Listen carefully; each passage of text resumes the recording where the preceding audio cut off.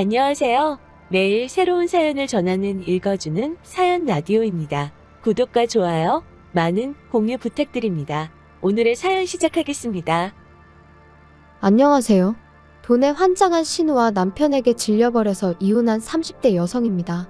지금도 그 둘을 생각하면 우라가 치미는데, 아니 그렇게 둘이 좋아 죽을 정도면 그냥 둘이서 살지. 뭐 한다고 남편은 저한테 결혼을 하자고 한 건지도 모르겠고, 정말이지 또다시 머리가 지끈지끈 아파오네요. 저는 그래도 어떻게든 가정을 지켜보려고 했어요. 가장 아름다웠던 20대의 남편을 만나 최선을 다해 사랑을 했으니 마무리도 아름다웠으면 했던 거죠. 비록 왕자와 공주님은 아니었어도 오래오래 행복하게 살고 싶었달까요? 하지만 세상 일 뭐 하나 제 마음대로 되지 않듯 결혼 생활도 별반 다르지 않았어요. 남편과 제가 더는 같은 곳을 보고 있지 않았던 데다가 어디서 갑자기 동화로 치면 마녀나 다름없는 신우가 나타나선 말 그대로 분탕질을 해댔으니 남편하고 처음 만난 건 공무원 시험을 준비하면서였어요. 저는 원래 혼자서 공부를 하다가 도무지 집중도 안 되고 불안해서 학원을 등록했는데 남편은 그때 이미 한 번 떨어지고 2년째 준비하던 학생이었죠. 그리고 그런 저희가 서로 안면을 트고 지내게 된 건 학원 시스템이 여러 명이 같이 모여 공부하는 분위기를 장려했거든요. 솔직히 처음엔 그냥 각자 알아서 하게 내버려두지. 애들도 아니고 무슨 조를 짜주나 싶었는데 공무원 시험이라는 게 멘탈 관리가 중요하더라고요. 그러니까 비슷한 상황에 놓인 사람들을 모아놓고 서로 의지할 수 있게끔 분위기를 만들어준 거였지요. 그런데 한심하게 보이겠지만 결국 젊은 청춘들이 한데 있다 보니 그 안에서도 그 와중에도 좋은 감정을 갖게 되고 그렇게 되었네요. 그해 시험에 저희는 둘 다 보기 좋게 떨어졌어요. 냉정하게 말해서 남들은 목숨 걸고 준비하는 시험인데 연애를 해댔으니 결과가 좋을 리가 없었죠. 그래서 저는 억울하기보다는 쪽팔린 마음이 컸고 처음부터 제가 공무원 시험 준비를 하던 걸 반대하시던 부모님께선 이참에 때려쳐라 그러시더라고요. 그리고 워낙 결과가 처참하다 보니 1년 더 해보겠다 소리도 못하겠대요. 그런데 운 좋게도 제가 시험 끝나고 3개월 만에 있던 대기업 공채에 합격을 했습니다. 반면에 남편은 2년이나 쏟아부었는데 이제 와서 관둘 수는 없다며 계속해서 시험 준비를 이어나갔고, 그래서 결론부터 말하자면 남편은 정확히 5년 만에 저랑 사귄 지 3년 만에 공무원이 되긴 했어요. 내내 준비하던 7급이 아니라 9급이라서 솔직히 좀 아쉽긴 했지만요. 남편은 발령받고 3달 만에 저한테 프로포즈를 해왔어요. 그런데 사실 저는 이미 5년이나 사귀었으니 오히려 굳이 결혼을 서둘러야겠다는 생각이 없었거든요. 이른 나이에 연애를 시작했다 보니 비록 끝자락이긴 해도 제 나이는 여전히 20대였고, 하지만 남편은 남들보다 자기가 사회생활이 늦은 만큼 다른 건 더는 늦고 싶지 않다며 하루라도 빨리 가정을 꾸리고 싶다더군요. 그래서 서둘러 결혼을 추진하게 되었어요. 그런데 황당하게도 남편 쪽, 정확히 말하자면 신우가 저희의 결정에 반대표를 던졌습니다.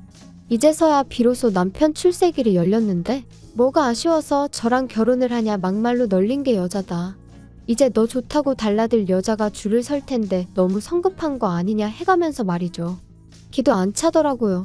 무시하자는 건 아니지만 막말로 무슨 사자 직업도 아닌데 출세길이 어쩌고 하는 것도 웃기고, 직업적으로만 보면 남편이 저보다 좀 안정적이었을 뿐 급여는 제 절반 수준밖에 되지 않았는데 얼마나 손해를 보는 것처럼 말하는 것도 웃겼고요.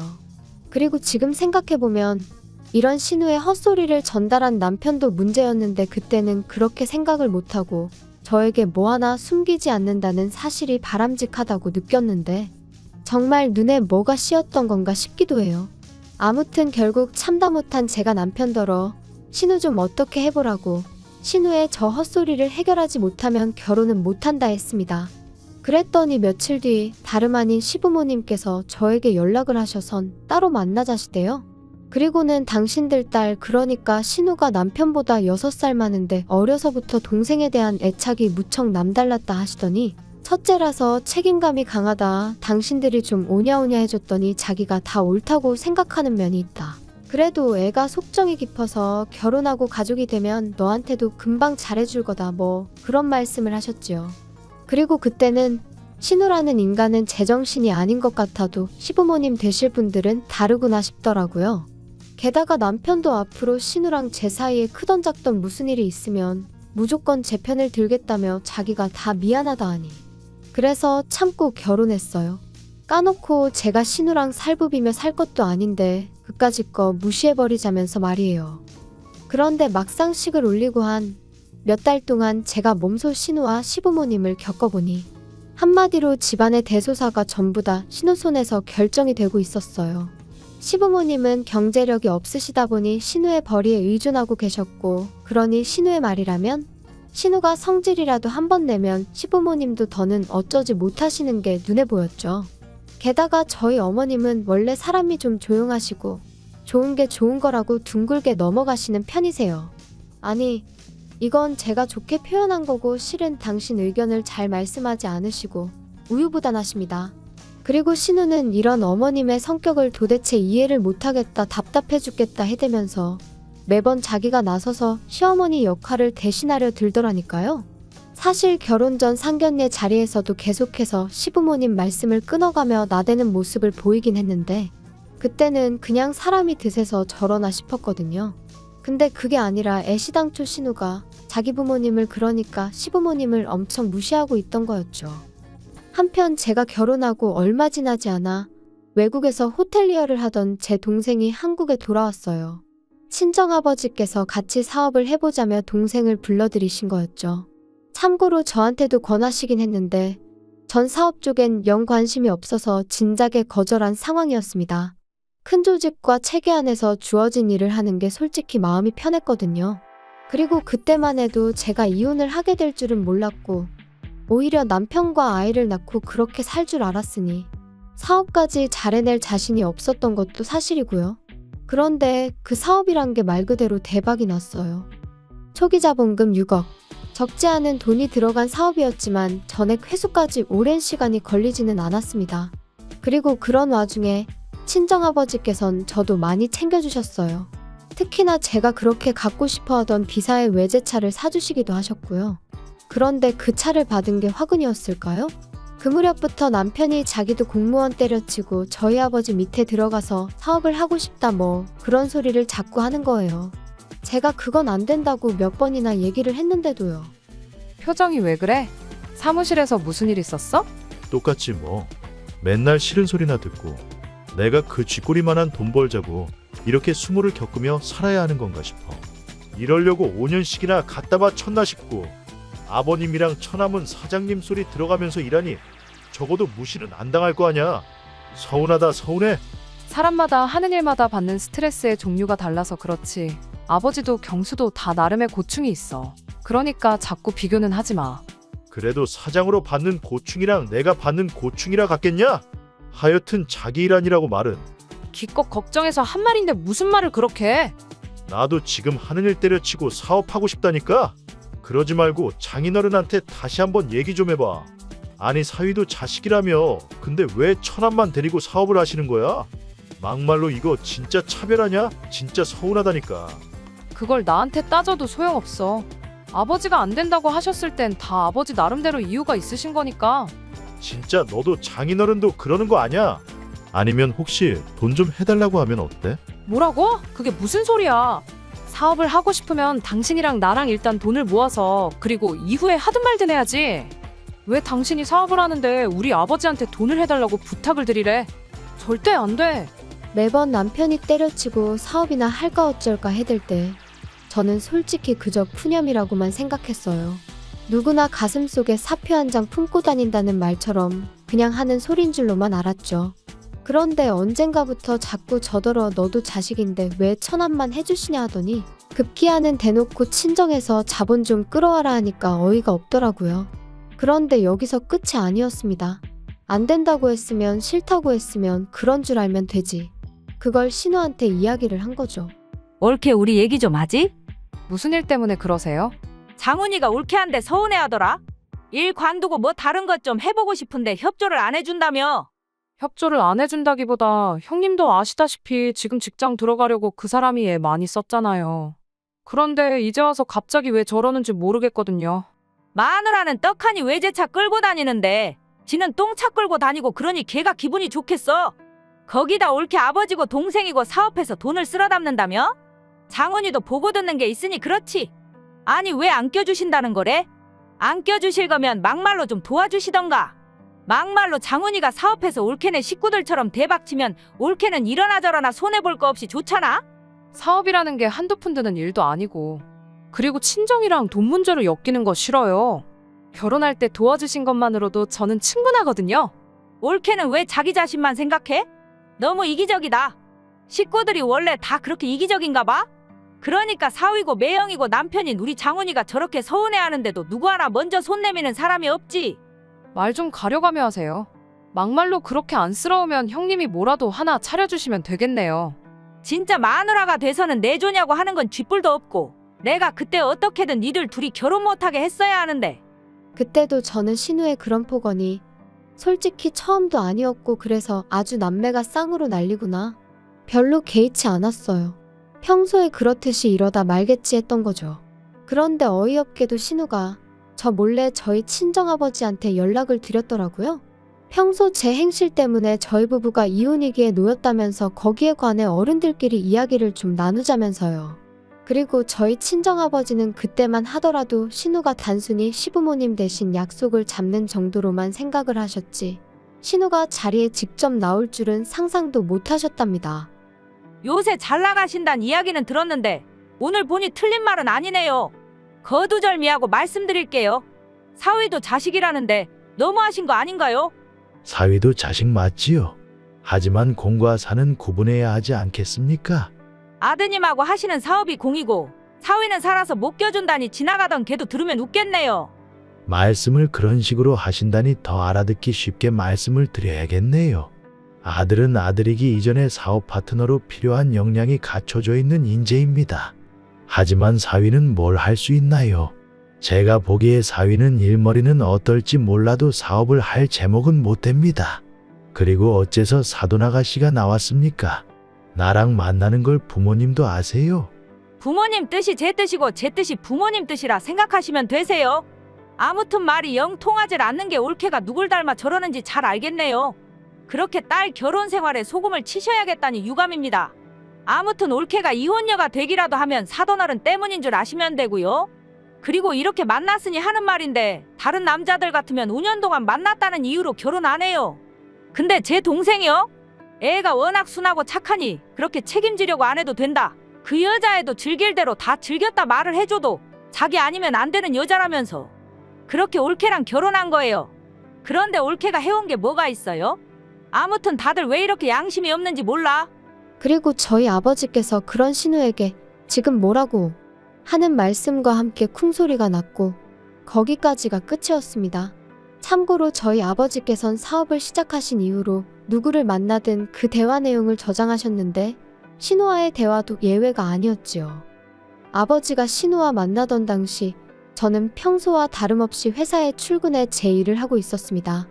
그런데 신우가 전화로 한다는 말이 어디 병원으로 오라며 지금 네 아버지 때문에 내가 이게 무슨 상황이냐고요. 그리고는 온갖 짜증을 냈는데 그때만 하더라도 저는 아버지가 신우와 만나고 있다는 건 상상조차 못했기에 앞뒤 다 잘라먹은 신우의 말이 도무지 이해가 되질 않았어요. 하지만 이해가 되고 안 되고를 떠나 아버지가 병원이라니 바로 어머니와 남편에게 소식을 알리면서 저 또한 불이 나게 회사를 나섰죠. 그리고 이후로 알게 된 건 앞서 언급한 두 사람의 대화 내용과 아버지가 쓰러진 후의 일이었습니다. 신우가 폭언을 퍼부어대자 저희 아버지는 그 자리에서 그만 쓰러지셨고 그 쓰러지신 아버지를 신우는 일으켜 세워드리기는커녕 이제 하다 안 되니까 생쇼를 하냐며 코웃음을 치더랍니다. 그리고는 흔들어 깨우려는 걸 카페 안에 있던 사람들이 그러면 안 된다며 서로 119를 불러라, 물을 가져와라. 뭐 그런 상황 속에서 이제 저희 아버지가 응급실로 이송이 되셨던 거죠.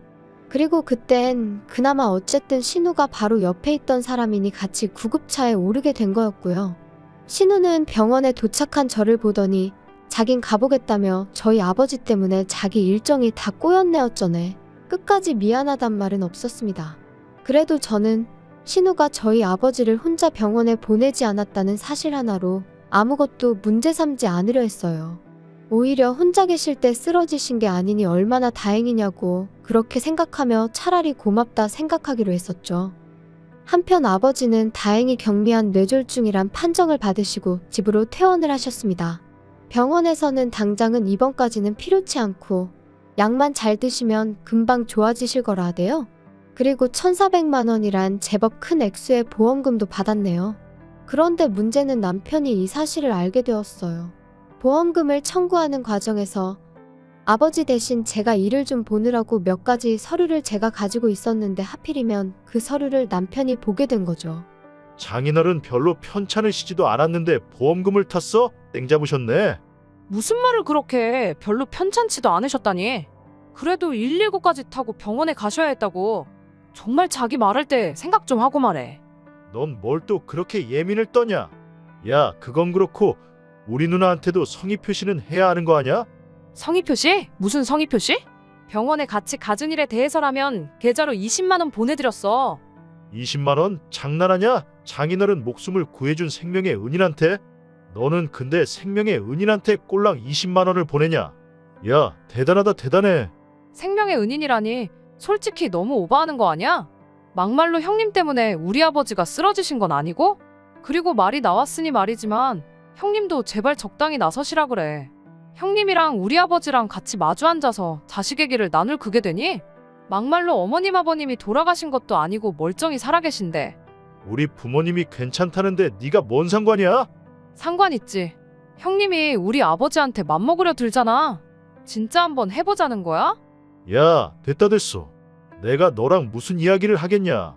하지만 이후로도 남편의 억지는 계속되었고 저는 도무지 그런 남편을 감당할 수가 없었습니다.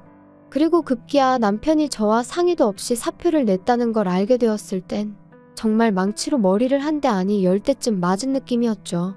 이후로 남편은 내가 이제 백수까지 되었는데 너 나를 그냥 두고만 볼 거냐? 네 아버지한테 뭐라고 말이라도 좀 해보라는 식으로 말 그대로 똥배짱을 부려대기 시작했고요. 하지만 당연히 저는 친정아버지께 그 어떤 말씀도 드리지 않았어요. 아니 오히려 친정아버지가 정 안 되면 회사에 나오라고 해야지 어쩌겠냐 하시는데 그런 말은 절대 꺼내지도 마시라고 제가 말렸네요. 너무 괘씸했거든요. 아니 막말로 사업이 그렇게 하고 싶으면 하다못해 사업계획서라도 작성을 해서 자기 생각을 좀 납득시키려고 한다거나 그런 노력이라도 해야 하는 거 아닌가요? 하지만 남편은 그저 자기가 제 남편이니 저희 부모님이 당연히 자기를 도와주셔야 한다는 아주 뻔뻔한 태도를 고수했어요. 그뿐만이 아닙니다. 신우는 이후로도 말끝마다 누구 덕분에 죽다 살아났는데 고마운 줄도 모른다며 자기가 저희 친정아버지를 열받게 한 이야기는 쏙 빼놓고 친척분들에게 전하 저희 부모님을 완전히 안면몰수 파렴치 안으로 몰고 갔으니 아무리 참으려고 해도 참을 수가 없었어요. 그래서 마지막으로 정말 마지막이란 마음으로 남편에게 형님 정말 너무하신다. 좀 전에는 얼굴도 가물가물한 고모님한테 전화가 걸려왔는데 뭘 하시는 줄 알아? 나더러 그렇게 살지 말래. 형님이 도대체 뭐라고 하셨길래 세상에 결혼식 때 딱 한 번 뵌 고모님이 그런 말씀을 하셔? 당신이 형님한테 제발 좀 그만하라고 말 좀 해. 내가 왜 누나가 누나 입으로 자기가 하고 싶은 말을 한다는데 내가 그걸 어떻게 막냐? 언론의 자유라고 들어본 적 없냐? 그게 지금 말이 된다고 생각하는 거야? 진짜 형님도 당신도 말도 안 되는 억지 좀 제발 그만 써. 남매 아니랄까봐. 그러니까 나는 남매라서 우리 누나 동생이라서 누나한테 이래라 저래라 하기 싫으니까 욕먹기 싫으면 지금이라도 누나한테 죄송합니다 하고 줄 건 주고 네가 잘하면 되겠네. 정말 그렇게 나온다 이거지? 그러니까 당신은 나랑 형님 사이에서 형님 편이다 이거네?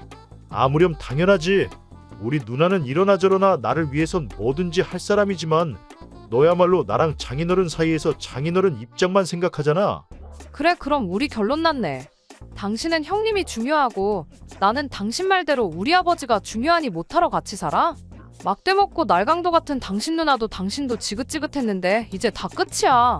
그런데 어이없게도 막상 제가 남편과 이혼하기로 하니 신우가 그때부터 그전과는 전혀 다른 태도를 취하기 시작했습니다. 그래도 부부의 인연이라는 게 보통 인연이 아닌 건데 이혼이라니 말도 안 된다면서 저더러 위기를 극복하려고 노력을 해봐야지 그렇게 포기하면 쓰냐대요? 그래서 제가 이게 다 형님 덕분 아니냐? 이렇게 되길 바라신 거 아니냐니까. 자기는 그저 윗사람으로 몇 마디 한 것뿐이지 누구보다 저희의 행복을 바란다나 어쩐다나. 그리고 신우가 그렇게 태도를 달리한 데는 다 이유가 있었습니다. 남편이 신우더러 저랑 갈라서는 대로 신우네 집에 들어가 살아야겠다고 했던 거죠. 신우는 자기가 벌려놓은 상황이 있으니 대놓고 안 된다고도 못하고, 그러니까 왜 괜히 동생 부부 사이에 끼어들어 이 사단을 만든 건지. 하지만 저로서는 신우 덕분에 남편의 민낯과 그 음흉한 속내까지 전부 다 알아차리게 되었으니 오히려 고마웠습니다. 그래서 마지막으로 만났던 날엔 집에 가는 길에 커피나 한 잔 사 먹으라고 10,000원 쥐어줬네요. 울그락불그락하는 신우의 표정을 여러분들도 보셨어야 하는데. 아무튼 결국 저랑 남편은 이혼했고 남편은 신우와 같이 살기 시작한 모양이에요. 그렇게 물보다 진한 피로 맺어진 지 누나랑 같이 살게 되었으니 얼마나 좋을까요? 오손도손 잘 지냈으면 좋겠어요. 괜히 저 말고 또 다른 불쌍한 여자 팔자 꼬아놓지 말고 어떻게 마무리를 해야 하나 싶은데, 혹시 주변에 자기 건 자기 거, 남의 것도 자기 것이라고 착각하는 사람들이 있다면 참지 말고 꼭 확실히 선을 그으시라고 말씀드리고 싶어요. 확실히 말해도 못 알아들은 척 고집 부리는 인간들이 많은 게 함정이긴 한데, 괜히 애매한 모습을 보였다간 휘둘리기 쉽상이겠다는 걸 제가 이번에 뼈저리게 배웠거든요.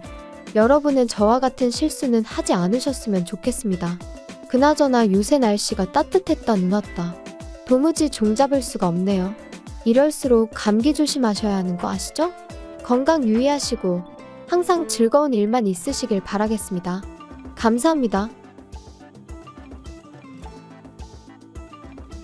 긴 이야기 들어주셔서 감사합니다. 오늘의 사연은 여기까지입니다. 구독과 좋아요, 알람 설정해주시면 앞으로 더 좋은 사연으로 찾아오겠습니다. 감사합니다. 안녕하세요. 매일 새로운 사연을 전하는 읽어주는 사연 라디오입니다. 구독과 좋아요, 많은 공유 부탁드립니다. 오늘의 사연 시작하겠습니다. 안녕하세요. 작년 가을 이혼녀가 되어버린 30대 후반의 여성입니다. 소름 끼치는 남편과 더는 한 이불을 덮고 살 자신이 없어서 뒤도 안 돌아보고 도망치듯 이혼했어요. 그리고 지금도 그때를 생각하면 온몸이 부들부들 떨린다니까요. 제가 사람 보는 눈이 없어도 너무 없었던 탓이겠지만 남편과 저는 일적으로 처음 알게 되었어요. 일단 제 직업은 방송국 PD로 제 입으로 말하기는 조금 남사스럽지만 나름대로 잘 나가는 편입니다. 반면 남편은 작은 광고회사에서 일하던 사람으로 유명세 같은 건 전혀 없는 사람이었어요. 그리고 처음 현장에서 마주쳤을 때는 솔직히 말 한마디 섞을 이유가 없기도 했는데 그 이유가 한 공간에 있었다 뿐이지 아예 업무 자체가 달랐거든요. 하지만 어쩌다 보니 또 한 번 같이 일할 기회가 생겼고, 그때는 남편이 먼저 와서 아는 체를 하대요? 그런데 사실 그렇게 받는 인사도 저에겐 특별한 일은 아니었어요. 방송국에선 제가 나름대로 알려진 사람이었고, 그래서 저는 상대를 몰라도 상대 쪽에선 저를 아는 경우가 자주 있었으니까요. 아무튼 나름대로 반갑다고 아는 체를 하는 남편이 스치듯 제 기억 속에서 떠올랐고, 그래서 저도 그때 그분이시냐 하곤 가볍게 인사를 나눴습니다. 그리고 그땐 그 인사로 남편과 제가 그토록 가까워질 줄은 상상도 못했죠. 몇 번의 가벼운 대화가 오갔던 어느 날, 남편은 자기도 언젠가 저처럼 방송국에서 일하고 싶다며 저더러 자기한테 조언 같은 걸 좀 해줄 수 없겠냐 하더라고요. 하지만 제 입장에선 남편 같은 사람이 처음이 아니었고, 솔직히 매번 그런 사람들을 상대해주기도 보통 일은 아니었지요. 그래서 처음엔 최대한 돌려서 거절을 했습니다. 그래도 혹시나 제가 자기를 무시했다거나 그런 쓸데없는 오해는 사고 싶지 않았으니 무척 조심스러웠고요. 그런데 어째서인지 남편은 조금도 포기하는 기색을 보이지 않는 거예요. 그렇다고 저를 귀찮게 한 것은 아니지만, 아무튼 그런 남편의 당돌한 모습에 저도 뭐랄까, 한마디로 호기심이 생겼죠. 잊고 지내던 제 열정을 남편에게서 발견한 것 같은 기분도 들었고, 그래서 결국 2달 만에 사적인 만남을 갖게 되었고요. 시작까지 시간이 좀 걸렸을 뿐 저희의 관계는 급속도로 발전해 나가기 시작했습니다. 남편은 매사 의욕이 넘치는 사람이었고, 저는 그런 남편의 적극적인 태도가 나이를 떠나 배울 만한 점이라고 생각했어요.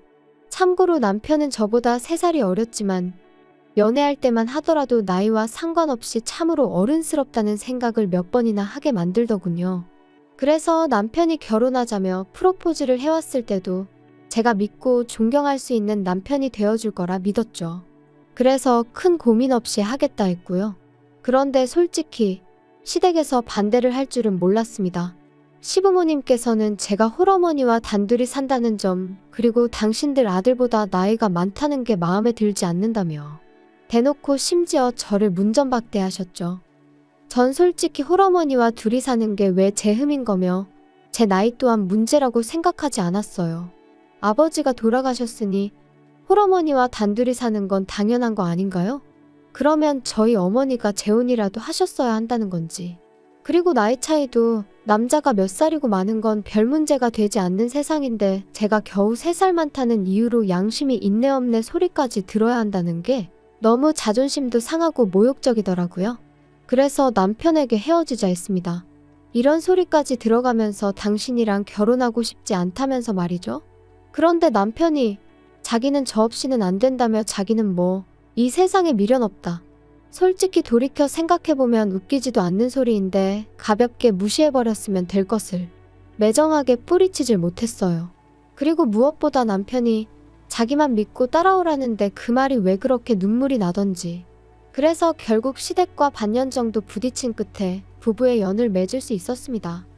결혼할 때 남편은 사회생활을 시작한 지 몇 년 되지 않아 모아둔 돈이 많이 없었어요. 그리고 시댁에서는 반대하는 결혼을 강행하는 저희한테는 한 푼도 보태줄 수 없다시대요.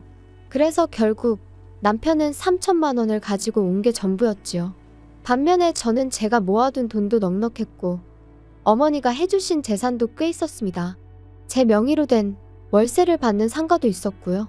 그리고 전 어리석게도 이런 경제적 능력을 바탕으로 시댁으로부터 인정을 받고 싶었어요. 그래서 제가 거의 일방적으로 해가는 결혼이었는데도 아무런 불만을 갖지 않았죠. 제가 원래 어디 가서 계산 못한다 소리를 듣는 사람이 아닌데 그땐 눈에 뭐가 씌이기라도 했던 건지 참으로 어리석었네요. 한편 나름대로의 난관을 극복하고 꾸리게 된 가정이었기에 앞에는 오로지 꽃길만 있을 줄 알았습니다. 연애할 때 큰 소리 난 일이 없었으니 결혼 생활도 비슷할 줄로만 알았죠. 하지만 결론부터 이야기하자면 그건 순전히 제 착각이었어요. 많은 일들이 있었지만 남편이 제 이름을 팔고 다녀서 저를 너무 힘들게 했거든요. 본인인 저마저도 금시초문인 이야기를 흘리고 다녀서 이따금씩 저를 좀 아는 사람들은 너가 정말 그런 말을 했냐며 확인을 해오기도 했는데 그때마다 제가 느꼈던 그 곤혹스러움이란 이루 말을 할 수가 없었네요. 도대체 왜 그래? 왜 내가 하지도 않은 말을 하고 다니는 거야? 사람이 말하다 보면 실수할 수도 있는 거지. 그렇다고 이렇게 화를 낼 건 또 뭐야? 사람들이 자꾸 오해하잖아. 그리고 이 바닥에서 평판이 얼마나 중요한지 몰라?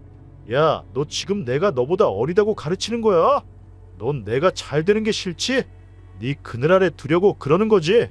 진짜 짜증난다. 연애할 땐 매사 자신감이 넘치는 사람이라서 이런 식으로 다툼을 하게 될 줄은 몰랐어요.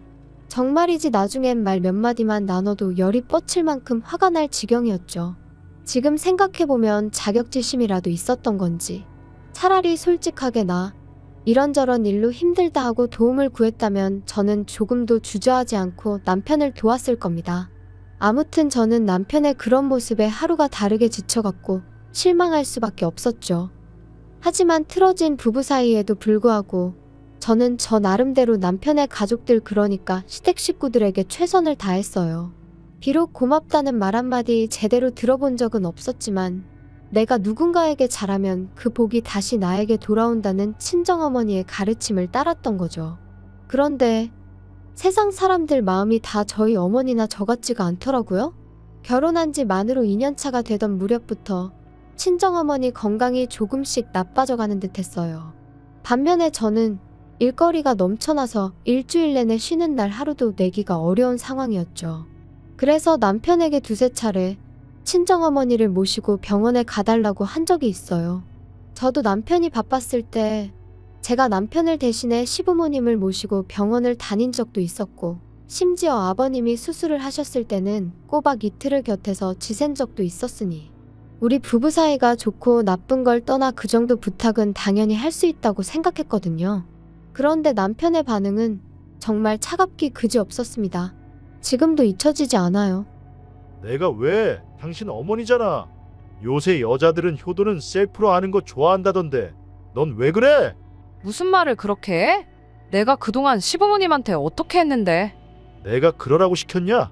너 좋아서 한 걸 가지고 왜 나한테 그래? 그러니까 하기 싫으면 하지 마. 그 말 한마디에 오만 정이 다 떨어졌죠. 그래서 딱 그때부터 저도 시댁에 해드리던 모든 지원을 중단했어요. 그리고 그 안에는 경제적인 지원도 포함되어 있었고요. 부부 사이의 생활비도 그 무렵부터 칼같이 계산하기 시작했네요. 더는 남편에게 10원짜리 하나 쓰기도 아까울 만큼 남편이 미웠으니까요. 그리고 이렇게 무의미한 결혼 생활을 계속 이어가야 하나, 차라리 지금이라도 헤어지자고 할까? 그런 생각이 들던 무렵 친정어머니께서 쓰러지셨습니다. 병원 말로는 신경성으로 달리 손 써볼 방법도 마땅치 않고 이런 식이라면 어머니가 1년이나 버티실 수 있을지 모르겠다고 했어요. 말 그대로 사형 선고나 다름이 없었죠. 저도 어머니도 몇 날 며칠 서로 말 한마디 쉽게 하지 못하고 눈물만 흘렸습니다. 그리고 상황이 그렇다 보니 이혼이니 뭐 그런 건 생각할 겨를도 없었어요. 남편도 남편대로 그때만큼은 저나 어머니에게 나름대로 신경을 쓰려고 하는 게 보이기도 했고요. 하지만 미리 말해두지만 이건 다 생쇼에 불과했네요. 그렇게 속절없이 시간만 흘러가던 어느 날 저는 친정어머니의 담당이로부터 뜻밖의 이야기를 듣게 되었어요. 얼마 전부터 한국에 수입이 되기 시작한 신약이 있는데 그게 저희 어머니한테 효과가 있을지도 모르겠다고요. 그런데 문제는 보험이 안 된답니다. 한 번 투약하는데 700만 원 가까이 들고 2주에 한 번씩 10번은 투약하셔야 될 거라면서. 하지만 저는 고민하고 말고 할 것도 없이 해보겠다 했어요. 막말로 앉아서 돌아가실 날만 기다리고 계시게 하느니 뭐라도 해보는 게 당연하지 않나요? 그리고 정말 돈이 없다면 모를까. 아니 없다고 해도 어떻게든 해드렸을 거예요. 그런데 남편이 이 이야기를 듣더니 아니, 너 생각을 하고 말하는 거야? 한 번에 700씩 10번이면 7천이야. 7천이면 웬만한 중형차는 사고도 남는 큰돈이라고. 지금 너는 우리 엄마랑 중형차를 비교하는 거야? 제정신이니? 아니, 말이 그렇다는 거지. 근데 효과 없으면 환불은 해준대? 진짜 한심해서 말도 안 나오네. 너야말로 머리에 뭐가 들어있는 거야? 내가 지금 뭐 쇼핑하는 거야? 거봐, 환불도 안 해준다는 거잖아. 그거 다 상술이야. 7천이라니 생각할수록 욕 나오네. 너는 가족이 장모님 뿐이야? 내 생각은 안 해? 미래에 태어날 우리 아이한테는 뭐 어쩔 건데. 쓸데없는 소리 하지 마. 당신한테 돈 달라고 안 할 거고 내 능력으로 해드리는 거니까. 그리고 당신하고 알고 지낸 시간보다 내가 엄마 딸로 지낸 시간이 훨씬 길고 의미 있거든? 그러니까 서운하네 어쩌네 그런 소리도 할 거 없어. 당신이 나한테 그런 말을 할 자격이나 돼? 결국 제 고집대로 신약으로 치료를 받기 시작했지만 솔직히 말해서 초반에는 효과가 없는 것 같았어요. 그리고 그때 저는 말 그대로 무너져 내리는 기분이었습니다. 마지막이자 유일한 희망이라고 생각했으니까요. 그런데 정작 남편은 자기가 뭘 했냐며 의기양양해하는 꼴이라니. 한마디로 정말 재수가 없더라고요. 하지만 편찮으신 어머니께선 당신까지 떠나고 나면 제 옆에는 남편 하나 남는다 생각하셨는지 계속해서 저더러 남편에게 잘해주라 하시고 저희 남편한테도 번번이 당신이 미안하다 하셨는데 다시 그때를 떠올리니 가슴에 돌 하나 걸린 듯 속이 불편하고 답답해지네요. 아무튼 정말 하루하루가 암담했지요. 하지만 죽으라는 법은 없다고 딱 절반쯤 지났을 무렵부터 놀라울 정도로 어머니의 증세가 호전되어 갔어요. 그리고 마지막 투약으로부터 2달이 지난 뒤 저희는 담당이로부터 6개월 뒤에 다시 오라는 말을 듣게 되었습니다. 치료가 성공적으로 끝났지만 추이를 지켜보자는 이야기였죠. 어머니도 저도 벅차오르는 감정을 주체하지 못하고 병원을 나서며 얼마나 울었는지 몰라요. 그리고 이튿날 저는 어머니랑 제주도로 여행을 떠났습니다. 어머니가 병원 생활을 무척이나 답답해 하셨거든요. 그래서 3박 4일 동안 맛있는 것도 먹고 즐거운 시간을 보내고 왔어요. 그리고 그러는 동안 남편은 말이라도 한마디 가령 잘 쉬고 오라던가 네, 전혀 없었습니다. 저도 뭐 별 기대도 없었지만요. 한편 꿈 같은 여행을 끝내고 어머니를 댁으로 모셔다 드리고 집에 왔어요. 원래는 어머니더러 당분간 저희 집에서 같이 지내시자 했지만 어머니가 사위 불편하게 하기 싫으시다며 거절을 하셨거든요. 아무튼 그래서 이제 짐 정리도 하고 어질러진 집도 치우고 그러고 있는데 남편이 거칠게 현관문을 열고 집 안으로 들어오더군요. 그리고 얼마나 술을 마셨는지 자기 몸 하나 제대로 가누지도 못하면서 저더러 한다는 소리가 너랑 니네 엄마 때문에 다 망했다. 다 꼬였어. 꼬였다고. 내 인생 책임져. 갈 사람이 때가 되면 가야지. 진짜 짜증난다. 지금 뭐라고 한 거야? 갈 사람이라니? 너 지금 우리 엄마가 갈 사람이었다는 거야? 그럼 죽을 날 받아놨으면 그냥 적당히 살다가 가야지. 그걸 왜 마음대로 연장을 시키냐고. 모녀가 똑같이 이기적이야. 지들밖에 몰라. 정말이지 온몸에 소름이 쫙 끼치면서 저 인간이 저러다 나한테도 무슨 짓을 할지도 모르겠다는 생각이 들더군요. 그래서 간단한 짐만 챙겨서 술 취한 남편이 잠이 든 틈을 타 도망치듯 집을 나왔습니다. 그리고는 바로 어머니 댁으로 향했어요. 원래는 어머니를 걱정시키긴 싫어서 호텔로 가려고 했는데 그러다 남편이 혼자 계신 어머니한테도 찾아가 패악질을 할지도 모르겠다는 생각에 그럴 수도 없었거든요. 어머니는 어머니대로 방금 헤어진 딸이 얼굴이 사색이 되어서는 돌아왔으니 몹시 놀라신 눈치셨습니다. 그리고 그런 어머니께 저는 그간의 제 결혼 생활부터 시작해서 아무래도 이혼을 해야 할 것 같다더는 같이 못 살겠다는 이야기까지 전부 털어놓았죠. 자꾸만 당신 탓을 하시는 어머니 때문에 가슴이 더 답답해졌던 것도 사실이지만 그래도 결국 제 편은 어머니 한 사람뿐이더라고요. 이튿날부터 저는 변호사를 만나고 이혼을 준비해 나가기 시작했습니다. 그리고 저는 그 과정에서 황당한 몇 가지 사실을 알게 되었어요. 일단 결혼 당시 남편이 모아둔 돈이 없다고 했지만 실은 남편 명의로 작은 오피스텔이 하나 있었다는 거. 그리고 그 오피스텔을 월세로 주면서 거기서 나오는 모든 돈을 시부모님께 드리고 있었다는 걸요. 그리고 또 한 가지. 회사에다가 공공연히 자기는 금방 관둘 거라고 그러고 다녔답니다. 저희 어머니가 돌아가시면 어머니 재산이 유일한 핏줄인 저한테 오게 될 거고 그러면 저한테 얘기해서 뭐 광고회사를 하나 차릴까 싶다며. 물론 저는 금시초문 생각조차 해본 적 없던 이야기였어요. 또다시 남편이란 작자에게 소름이 끼치더라니까요. 한편 변호사는 이 모든 게 저에게 유리한 정보라고 했지만 기쁘지만은 않았던 것도 사실이에요. 웬일로 집에 다 들어왔냐? 당신 보고 싶어서 온 거 아니니까 관심 꺼. 그리고 엄밀히 말하면 이 집은 내 집인데 내가 왜 나가 있나 싶더라. 그러니까 오늘부로 당신이 방 빼. 참나, 그게 말이 되냐? 남편을 내쫓는다니 말도 안 된다. 그럼 말이 되고 말고. 너 이제 내 남편 아니야. 나 너랑 이혼할 거거든. 이혼 같은 소리 하네. 나 이혼 못해. 너 때문에 나 개털 됐으니까 네가 책임져야지. 아, 신우한테 오피스텔 넘겨줘서? 그러니까 왜 그렇게 경거망동을 했어. 그리고 진짜 입에 담기도 싫지만 우리 엄마가 돌아가시면 그 재산이 내 거지 네 거야?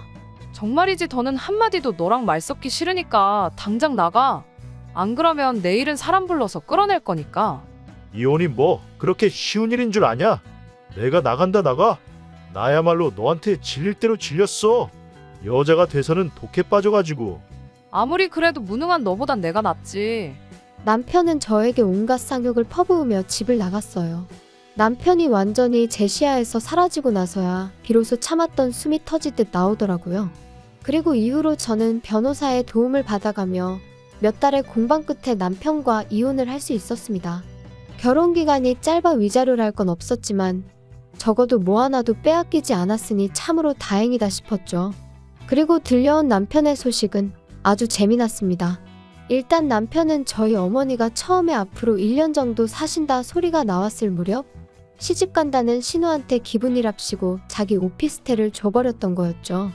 아마 모르긴 몰라도 저희 어머니만 돌아가시면 재산 꽤나 생긴다 생각하곤 아까운 줄 모르고 말 그대로 헛짓거리를 했던 걸 거예요. 그런데 이제 저랑 이혼을 하게 되면서 신우한테 그걸 돌려달라고 했나 본데 그 핏줄이 어디 가나요? 신우가 뭔 소리냐며 내가 그걸 왜 돌려주냐고. 그래서 아주 집안이 난리가 났던 모양입니다. 그리고 제가 이 일을 이토록 상세히 알게 된 건 시부모님이 저 때문에 남매가 아주 등을 찌고 살게 되었다며 책임을 지라고 저한테 따지러 오셨거든요.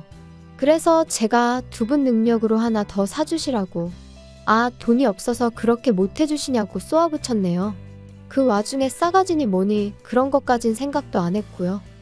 그리고 한 가지 더 가뜩이나 제가 이혼하게 된 전후 사정을 아는 친구가 남편 회사의 대표와 지인이기도 했고, 친구는 저하고 상의를 한 것은 아니었지만 제 남편이 너무너무 꼴보기가 싫더랍니다.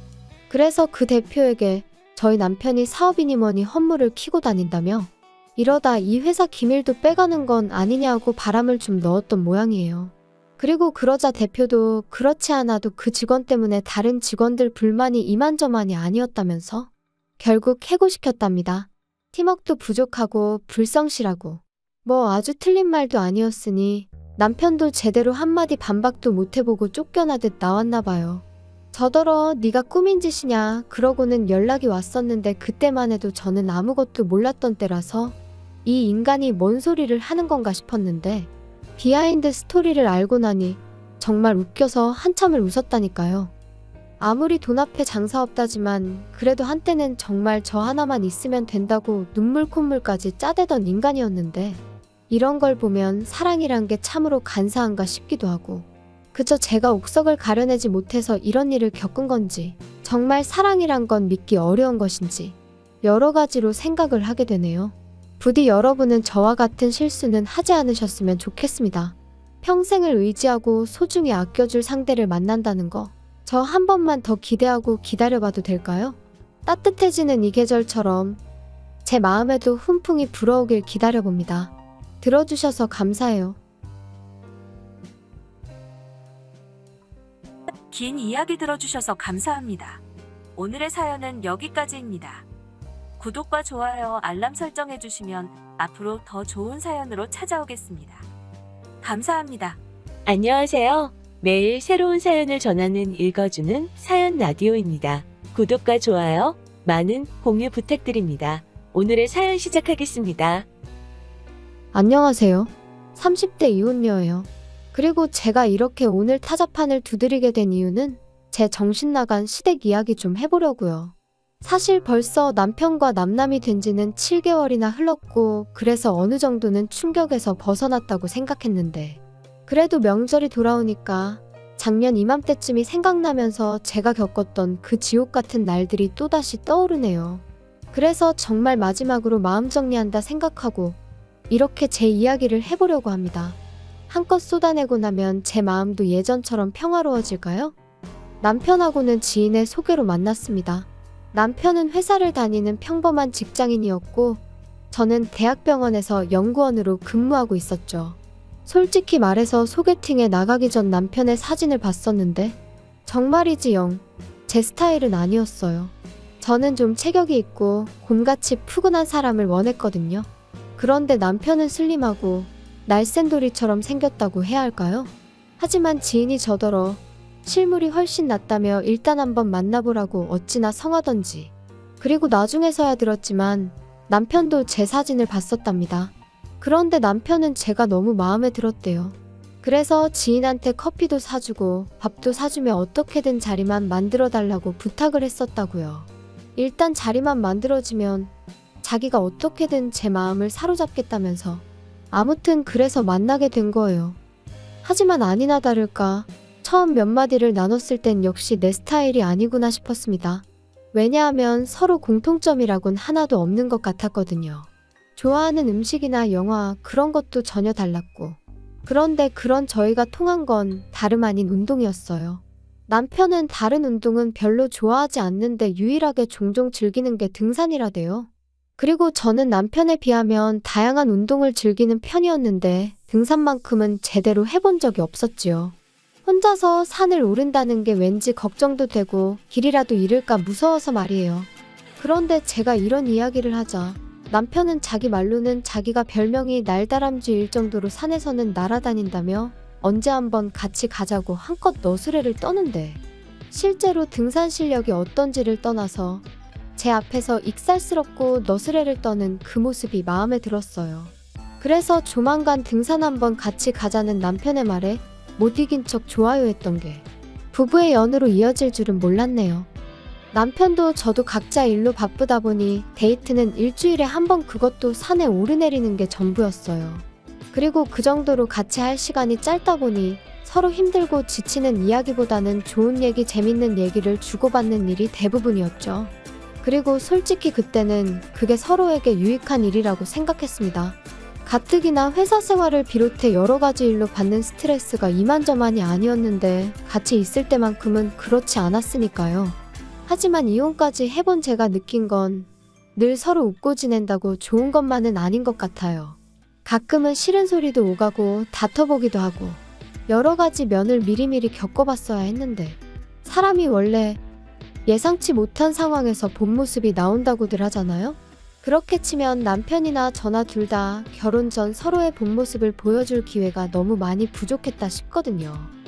결혼 당시 시댁으로부터 받은 도움은 없어요. 시댁 형편이 썩 좋지가 않았거든요.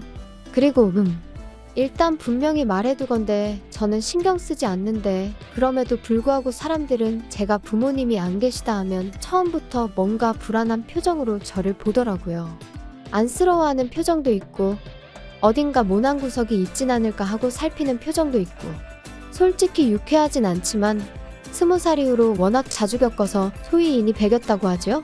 제가 딱 그랬어요. 그리고 적어도 나는 다른 사람한테 부모님은 살아계신지 재산은 있는지 그런 거에 관심을 갖지 말자고 생각하게 되었죠. 그래서 남편이 아버지가 안 계시다 했을 때 별로 신경 쓰지 않았어요. 다만 아버님이 돌아가신 뒤 가세가 기울어 집에 돈이 없다는 이야기를 할 때는 그래도 내 처지가 나은가 하는 유치한 생각이 들긴 하더라고요. 저는 어머니가 돌아가시면서 아파트 한 채랑 어느 정도 재산은 남겨주고 가셔서 그렇게 먹고 사는데 큰 걱정은 없었으니까요. 어머니가 남겨주신 아파트는 아버지의 도움 없이 어머니가 오롯이 혼자 일궈내신 재산이었어요. 어디서부터 말해야 하나 싶은데 일단 저는 아버지에 대한 추억이 거의 없습니다. 워낙 일찍 돌아가셨거든요. 어머니 말씀으로는 교통사고였다는데 당시 막 돌이 지났던 저를 조금이라도 빨리 보고 싶으셔서 회식도 마다하고 서둘러 집에 오시던 길이셨다나 봐요. 그런데 음주운전 차량에 그만 그 자리에서 세상을 떠나셨던 거지요. 저는 이런 사정을 중학교 때 알았습니다. 그것도 할머니를 통해서 말이에요. 그리고 말이 나왔으니 말이지만 할머니는 늘 저를 원망스러운 눈빛으로 바라보곤 하셨는데 어렸을 땐 그 이유도 잘 모르고 그저 미움을 받는 사실이 너무 받아들이기 힘들었어요. 그런데 그 이유를 알고 나니까 할머니 입장에선 제가 미울 수밖에 없겠다 싶더라고요. 저희 할머니도 아들 하나는 낳아야 한다는 그 위에 그러니까 증조할머니의 성화에 어지간히 시달리다 아주 힘들게 저희 아버지를 낳으셨다 했거든요. 그런데 하나뿐인 아들이 손녀를 보러 가다 세상을 떠났으니 내 잘못도 아닌데라는 억울함과 나만 없었더라면 하는 죄책감이 한데 뒤엉켜 참으로 오랫동안 저를 힘들게 했어요. 그런데 그렇게 저를 힘들게 하셨던 할머니가 정말 돌아가시기 이틀 전에 저를 불러 미안하다셨습니다. 그 소리를 듣고는 얼마나 울었는지 몰라요. 그래도 미안하다 소리는 들었네라는 안도감과 동시에 이제 할머니를 어떻게 원망해야 하나, 원망할 수도 없게 하고 가시네 하는 황당함 때문에요. 아무튼 아버지가 돌아가시고 이후로 저희 어머니는 무슨 일이든 닥치는 대로 하셨어요. 설거지, 건물 청소 그런 건 뭐 기본이었고요. 마늘밭이 돈을 많이 준다 해서 거기 가셨다가 아주 생으로 앓느라 몇 날 며칠 꼼짝을 못 하신 적도 있지요. 그리고 그렇게 벌어서 마련하신 집이 지금 제가 살고 있는 이 33평의 아파트입니다. 처음에 이 집에 들어왔을 때 환하게 웃으시던 어머니의 얼굴이 지금도 얼마나 선명한지 몰라요. 그래서 제가 다니는 직장에서 거리가 좀 있긴 해도 제 입장에선 파는 건 말도 안 되는 일이었지요. 그런데 남편이랑 결혼 이야기가 나오자 남편이 먼저 제 아파트 이야기를 꺼내며 거기서 신혼살림을 차리는 건 어떻냐대요. 그리고 저는 고민할 것도 없이 싫다고 했어요. 당시 남편도 돈이 있다고 했고 저도 돈이 있었으니 그 돈에 대출을 더해 새로 집을 구하면 되는 상황이었고 무엇보다도 그저 제 아파트는 비워두고 싶었어요. 제 마음 기댈 곳이 필요한 날 친정이다 생각하고 찾고 싶었거든요. 게다가 진작에 이런 이야기는 몇 번이나 남편하고 나눴던 차였기에 뜬금없이 신혼살림을 거기다 차리자 하는 남편이 어이가 없었죠. 하지만 남편은 계속해서 언제까지 돌아가신 분한테 매달리며 살 거야? 돌아가신 어머님도 그러라고 남겨주신 집은 아닐 텐데. 돌아가신 분한테 매달리는 게 아니고 그냥 아직 내가 준비가 안 됐다니까. 그리고 까놓고 말해서 내가 오빠보다 돈을 덜 모은 것도 아니고 오빠 말대로 반반 결혼할 수 있다는데 왜 자꾸 내 아파트에서 신혼살림을 시작하자는 거야? 분명히 말해두는데 나 싫어. 뭐 언젠가 내 마음이 좀 정리가 되면 그땐 나도 또 마음이 달라질지 모르지만 아무튼 지금은 아니야. 당분간은 그럴 일 없으니까 그 집은 그냥 없는 집이다 생각해. 그리고 결국 저희는 그렇게 작은 빌라에서 전세살이를 시작했습니다. 어머님도 남편도 멀쩡한 아파트를 두고 전세살이가 웬 말이냐며 투덜거렸지만 저는 아무렇지도 않았어요. 후회도 없었죠. 한편 그렇게 결혼한 지 어느덧 2년차가 되던 때였습니다. 신우가 만나는 사람이 있다며 재혼을 하게 될지도 모르겠다는 소식을 전해왔어요. 그리고 저와 신우의 관계는 썩 좋은 편은 아니었지만 그때만큼은 진심으로 축하한다 전했습니다. 신우와 인간 대 인간으로서 맞는 구석이라곤 하나도 없었지만 그래도 어쨌든 혼자 시조카를 키우는 걸 보면 짠한 마음이 안 드는 건 아니었으니까요. 돌아가신 친정어머니 생각도 났었고 참고로 왜 사이가 안 좋았냐 하시면 자기가 혼자 아이를 키운다는 이유로 주변으로부터 바라는 게 참 많았어요. 양보와 배려, 뭐 그런 건 기본이었고 금전적인 지원이나 물질적인 지원도 거침없이 내놓으란 식이었죠.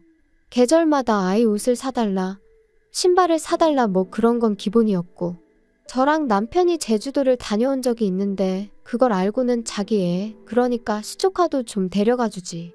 시조카네 반 아이들은 다 미국이고 유럽이고 다녀오는데 불쌍하지도 않냐면서 저희한테 서운하다 어쩐다 그러더라니까요.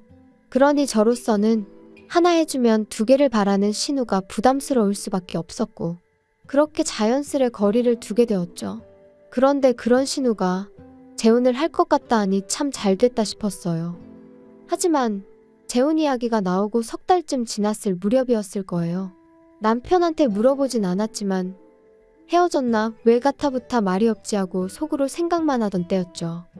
퇴근한 남편이 싱글벙글 웃으면서 저더러 얘기 좀 하게 여기 좀 앉아봐 그러대요? 왜? 무슨 일 있어? 기분 좋아 보이네? 좋지. 희진이 2달 후에 식을 올리기로 했다나 봐. 아 정말? 잘됐다. 너무너무 잘됐어. 그런데 자기가 좀 도와줘야 돼. 아니 따지고 보면 자기한테 일방적으로 도와달라는 건 아니고 자기한테도 좋은 일이고. 뭐야? 뭔데 이렇게 자꾸 돌려 말해? 나 돌려 말하는 거 싫어하는 거 알잖아. 그게 희진이는 재혼인데다 애도 있잖아. 그런데 남자 쪽은 초혼이래. 그래서 남자 쪽 부모가 어지간히 희진이를 못마땅해 하나 봐. 너는 뭐 안 겪어봤으니 모르겠지만 희진이가 엄청 힘들어하고 있어. 아 정말? 속상하겠다. 그러니까 그래서 남자 쪽에서 한 1억이라도 해오면 어떠냐, 그러면 어머니가 좀 잘 봐주시지 않겠냐, 그런 소리를 했다대. 어휴, 뭘 또 그렇게 부담을 줘. 그리고 1억이 적은 돈도 아닌데. 돈은 있대? 걔가 무슨 돈이 있겠어. 이혼할 때 위자료도 한 푼도 못 받았고 지금 양육비도 제대로 못 받고 있는데. 그럼 어떡해? 그래서 뭐 지금 어머니랑 사는 빌라를 팔까 어쩔까 그러고 있나 봐. 그러면? 그거 어머님 놓으라며. 그거 팔면 어머님은 어떡해? 그럼 설마 우리가 모셔야 되는 거야?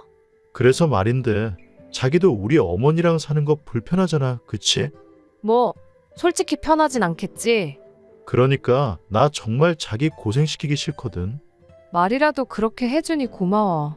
그렇지만 그 빌라 팔고 나면 어머님은 정말 어떡해? 그래서 희진이가 하는 말이 자기가 어머니를 모시겠다면서. 대신 자기 비워놓은 그 아파트 있잖아. 거기에 좀 들어가서 살게 해달라네. 아니 희진이랑 결혼할 남자도 가진 건 없나 봐. 그래서 까딱하면 그 남자 본가에 들어가 살아야 되는데 그러면 이제 영진이가 9살이잖아. 얼마나 말썽을 피워대겠어? 그럼 이제 천덕꾸러기 취급받는 건 시간 문제 아니겠어? 아니 잠깐 그러니까 당신 동생이 지금 사귀는 남자 부모는 모시기 싫고 어머님이랑 살고 싶은데 살 집이 없으니 내 집을 내놔라 이거야? 빌라 팔아 나오는 돈으로는 뭐 지참금처럼 그 사귀는 남자 집에 갖다 바치고? 뭔 소리야 이게? 그게 말이 돼? 화만 내지 말고 한번 생각을 해봐. 아무리 생각해봐도 그것보다 나은 방법이 없어서 그래. 웃기시네. 빌라를 팔아서 시집을 가던 말던 그건 내 알 바 아니고 100번 양보해서 그렇게 하겠다고 하면 어머님 여기 오시라고 해. 같이 살아야지 뭐 별 수 있어? 나 어머님이랑 사는 거 괜찮아. 근데 내 집은 안 돼. 다짜고짜 집을 내놓으라는 남편의 말이 정말 기도 안 차더라고요. 그래서 단칼에 거절하고 2번 다시는 그딴 소리 꺼내지도 말라고 했어요. 신우한테 그렇게 내줄 집 같았으면 처음부터 신혼살림을 차렸지. 말이나 되는 소리냐 했죠. 하지만 남편은 계속해서 며느리인 제가 시어머니랑 같이 살아서 좋을 게 뭐 있냐며 자기랑 신우가 다 저를 배려해서 하는 소리인데 왜 그 마음을 몰라주냐. 말도 안 되는 소리만 해대는 거예요. 아니, 내가 괜찮다는데, 내가 모시고 살겠다는데 왜 둘이서 난리냐고. 결국 참다 못한 제가 어머님과 신우가 사는 집으로 찾아갔습니다. 빌라 팔리는 대로 어머님 저희 집으로 오세요. 제가 얼마나 잘하겠다 이런 얘기는 못하겠지만 그래도 제가 어머님 모시고 살죠 뭐. 언니? 정말 이런 식으로 나올 거예요? 엄마는 내가 모신다니까요. 너무 속보여요 정말. 영진이 커가는데 봐줄 사람이 필요하니까 어머님 찾으시는 거 아니에요? 그리고 뭐 그렇게 모시고 살고 싶은 거면 모시고 살아요. 그런데 내 집은 안 되니까 집 문제는 알아서 하세요. 자꾸 내 신경 긁지 말고 알겠어요? 야, 너는 왜 이렇게 애가 이기적이냐? 제가 뭘요? 네 신우가 그 집 들어가서 살게 되면 그쪽 부모 모셔야 된다잖아. 그리고 영진이는 어떡할 건데? 너 그 어린 게 그 집에 들어가서 구박이라도 받으면 네가 뭐 책임질 거냐? 그걸 제가 왜 책임을 져요. 그리고 저도 할 말은 해야겠네요. 솔직히 재혼 자리가 쉬운 거 아닌 거 어머님도 아시잖아요.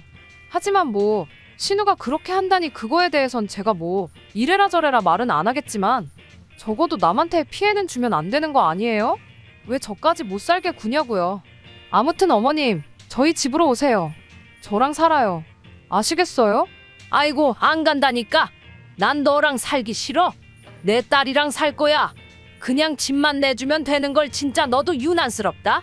어머님과 신우 그리고 저 3사람이 한창 실랑이를 한 끝에 집에 왔어요. 그리고 남편과는 한 일주일 동안 서로를 마치 유령 취급하며 지냈죠. 솔직히 저럴 거면 왜 집에는 꼬박꼬박 들어오나 싶더라고요. 그냥 나가버리지. 아무튼 저는 까놓고 불편한 건 하나도 없었어요. 평소처럼 출퇴근하고 밥 차려 먹고 반면에 남편은 불편한 게 한두 가지가 아니었겠죠. 지 먹을 거라곤 라면밖에 못 끓여 먹는 인간이었으니 옷도 안 다려주니까 오기로 그러는 건지 뭔지 군대까지 다녀온 사람이 지 셔츠 하나 다림질도 못해서 꼴사납게 나가더라니까요.